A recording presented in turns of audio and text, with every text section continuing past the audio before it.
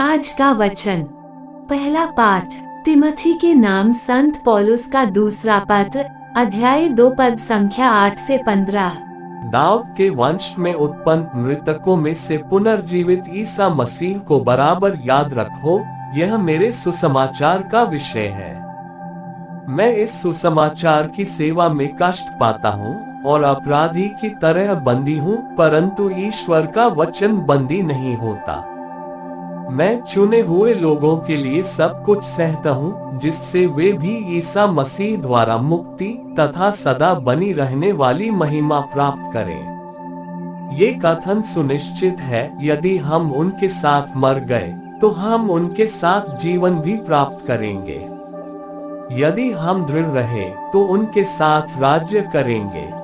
यदि हम उन्हें अस्वीकार करते हैं तो वह भी हमें अस्वीकार करेंगे।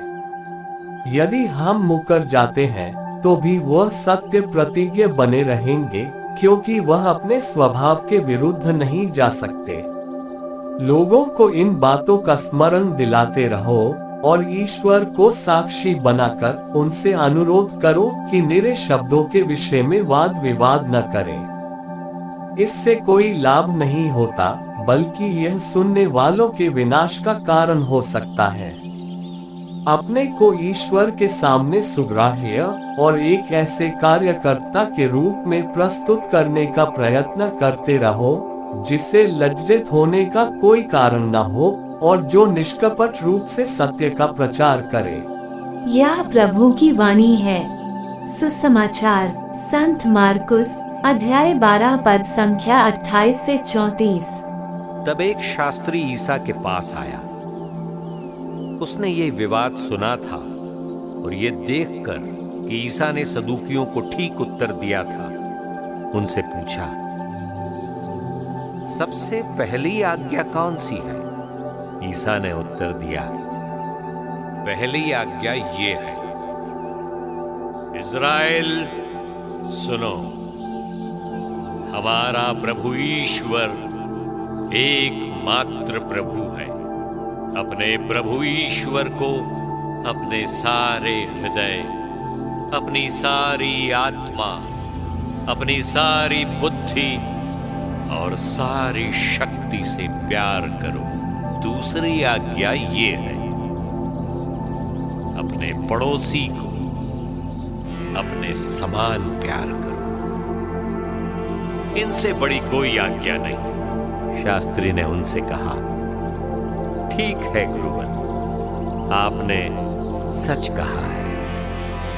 एक ही ईश्वर है, उसके सिवा और कोई नहीं है। उसे अपने सारे हृदय, अपनी सारी बुद्धि और अपनी सारी शक्ति से प्यार करना और अपने पड़ोसी को अपने समान प्यार करना, ये हर प्रकार के होम और बलिदान से बढ़कर है।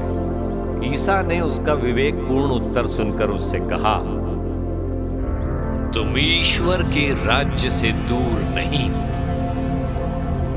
इसके बाद किसी को ईसा से और प्रश्न करने का साहस नहीं हुआ। यह प्रभु का पवित्र सुसमाचार है। आमीन।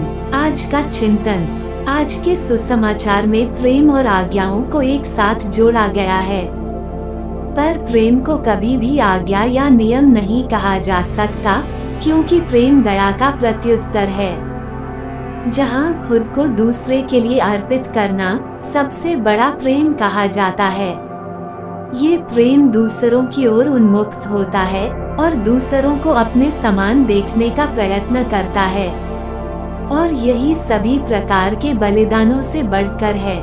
प्रेम के अभाव में सारी चीजें व्यर्थ है, और इस प्रेम के साथ हम स्वर्ग राज्य के करीब हैं। इसलिए संत तिमोथी ख्रीस्त के प्रति सत्य प्रतिज्ञा बने रहने की सलाह देते हैं और एक दूसरों की सहायता की सलाह देते हैं, ताकि हमें भी अपने तकलीफों में उसी प्रकार प्रेम का अनुभव प्राप्त हो।